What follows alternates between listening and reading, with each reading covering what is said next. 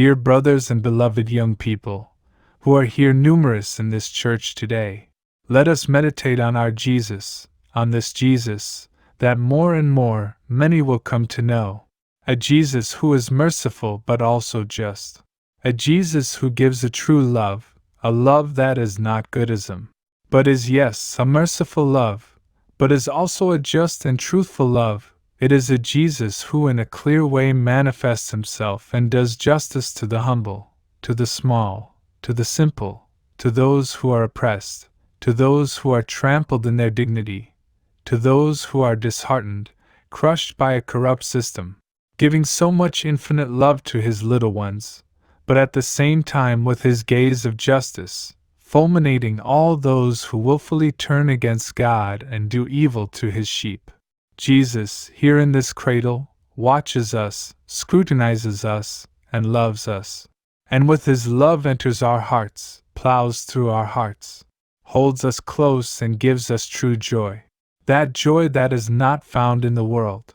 It cannot be found, because the world is focused on human things, on everything that does not belong to God and deceives, especially tries to deceive the young people who represent and will represent the society of the future.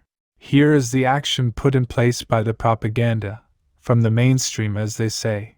The dominant trend, to attract to itself so many young people and turn them away from God. But here, the Lord has wanted this cradle to call all his children and to call his young people, because on his young people he wants to re-establish his kingdom. That kingdom which from the beginning was in the heart of the Father and that today wants to implement today, through the strength of young people, the freshness of young people, young in body. But I say to all of you, also the young in heart, for it doesn't matter how old one is before God, as long as one is young inside. As long as one is animated by that living enthusiasm that leads you to raise your head with dignity, without being crushed by anything or anyone.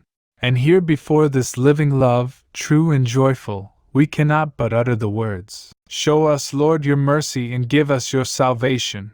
I will listen to what you say, my God, my Lord. You proclaim peace for your people, for your faithful. For who returns to you with all his heart? Your salvation is close to those who fear you, and your glory will inhabit our land." Yes, because so as it was announced, everything is fulfilled. As it was written, mercy and truth will meet, justice and peace will kiss each other, the truth will sprout from the earth and justice will look down from heaven. When the Lord will bestow his good, our land will give its fruit. Before him shall walk justice, and on the way of his steps, salvation. The mercy of God has descended in this cradle of the infinite mercy, in this sanctuary of the mercy. It has descended because the Father has sent his Spirit of truth. That Spirit that today, while the world turns away from God, this Spirit of the Father brings us more and more to the knowledge of the true God.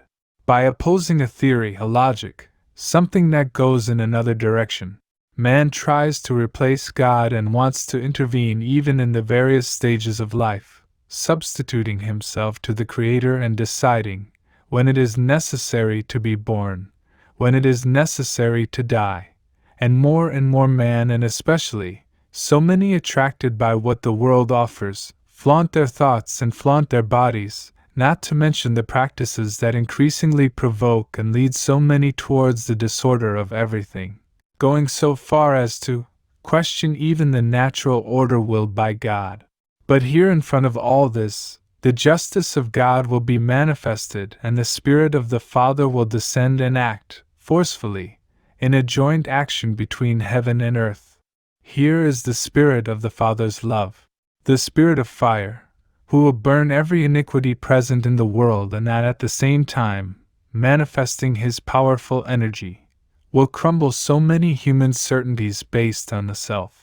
At the same time instead, the Spirit of love that rises up from the earth, from this white island, will inflame the hearts of love and lead everyone to the heart of the Father, where who wants will be able to drink from the fount of the water of life, that will quench thirst eternally. Here the Lord has bestowed the greatest good, his precious treasure, that He wanted to share with us. He bestowed this good for the love of His children, for the love of all of us, for the love of His young people, for the love of ye young people, who have been called and who have said yes. Blessed are you who are here. Blessed are you who have welcomed this proclamation. Blessed are you who live all this and that you share with other young people like you. Because great, immense will be the grace that the Father will make descend, enormous will be the true joy, that joy that leads to God, that turns away from a world who wants to sink, draws away from those who seek only to deceive, makes see something beautiful, but it is all appearance. Beware of the appearances. Beware of the siren's song, that would like to ensnare hearts. Try to understand and remain faithful, as you have done and always are called to do, to the true call. To the call of He who truly loves you, who truly gave Himself and gives His life for each of you. Unstoppable is the action of the Holy Spirit, that is manifested and will be manifested from this cradle. No one will be able to stop it, because whoever tries to stop it will find himself fighting against God and God's justice will come down on him. But blessed are all those who, like you, have chosen the footsteps of God, to follow the steps of the Lord, because on the steps of the Spirit of truth and life, there is salvation. Blessed are you who have remained faithful to that one Spirit that the Lord manifests from this cradle, the Spirit of Christ, and who well you have understood, that only in Jesus there is salvation and no other. A spirit that is opposed to other spirits, to the spirits of the world, who try to show salvation elsewhere, attracting to other paths, to other shores, where the Son of God does not shine, but where a human torpor seeks to penetrate hearts, in order to then sink these hearts deeper and deeper. It is not so for those who have known the New Jerusalem. It is not for you young people that live the New Jerusalem. It is not so for you that even today have come here, because on you God's sun shines and will shine. Open wide the heart, let those rays of love penetrate your heart, and who will fathom, who will enter, who will dig, who will carve a word, love. The true love, the love of a God who has leaned down, who bends over each of you, who looks into your eyes and looking at you, emanates all His strength, an impetuous force that heals from all suffering, from all pain, from every physical and spiritual evil. The true strength, the strength of God. The strength that the Lord wants to imprint in you young people, the strength that He transmits to you, so that you can bring to all the strength of God. Other than the strength of the world, so many are attracted by so many things, and because of that they also stunt their physique, making the physique an idol. Well, physical activity, well, sports activity, well, trying to do everything to feel better physically, but not an idol, for only one must be the king of your life, the only God, that is Jesus Christ, way, truth, and life. Blessed are you who are here, and that feed yourselves in this cradle, who have understood that here is the living bread descended from heaven, and that from this cradle are proclaimed words of spirit and life, words that are bread, that feeds the desire of every heart. You will not find elsewhere what the Lord gives you here.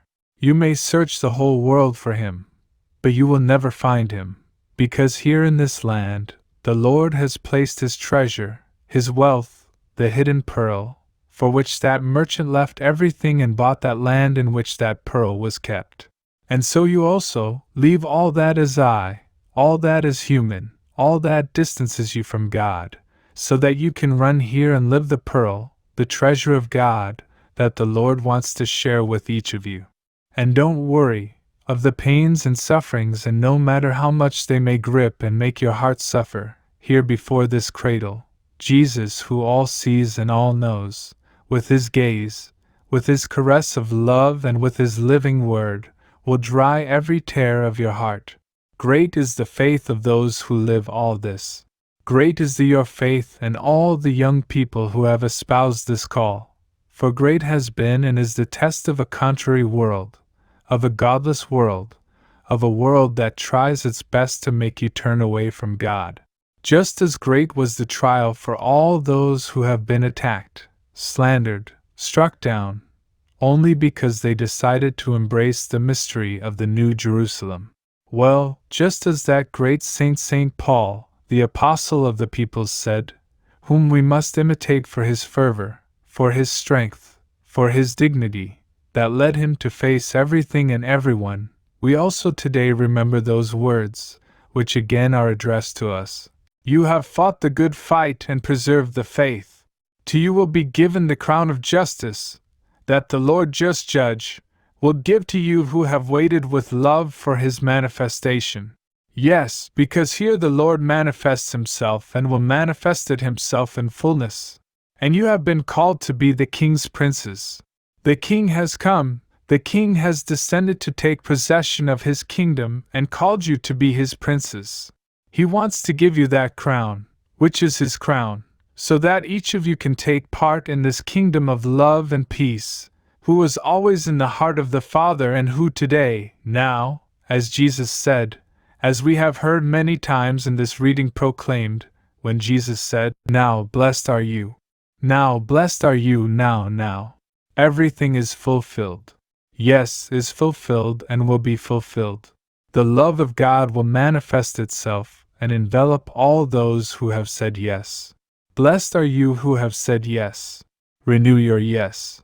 Blessed are you who for the first time also said yes today, coming to this cradle, and may it be a yes that can be renewed every day, and more you will appreciate. You will discover the beauty and wonders of God kept in this cradle, willed by heaven, where everything is fulfilled, every word, the words announced in the book of Revelation find fulfillment. And behold, I would really like to close with these words, that close the book of Revelation, that close the Holy Bible. Words that close this book, but that represent the beginning of what, that today, now, in this time, in this mystery, in this cradle begins, in order to last for eternity. Behold, I will come soon and bring with me my salary, to render to each according to his works. I am Alpha and Omega, the first and last, the beginning and the end. Blessed are those who wash their robes, purify their hearts, open their hearts to God and allow Jesus to enter their hearts. They will take part in the tree of life and will be able to enter through the doors of the city, the New Jerusalem, the city of God, whom the Lord here has wanted to plant, has wanted to root, as a beating heart, from which the throbs of life will come to all the world. Out the dogs, the sorcerers, the immoral, the murderers, the idolaters, and anyone who loves and practices lies. The Spirit and the bride say, come, and who hears repeats, come. And we who hear and who are now here, in one voice repeat, come, come, come Lord Jesus, and manifest your power and your goodness. Whoever thirsts come, whoever wants, draw freely the water of life.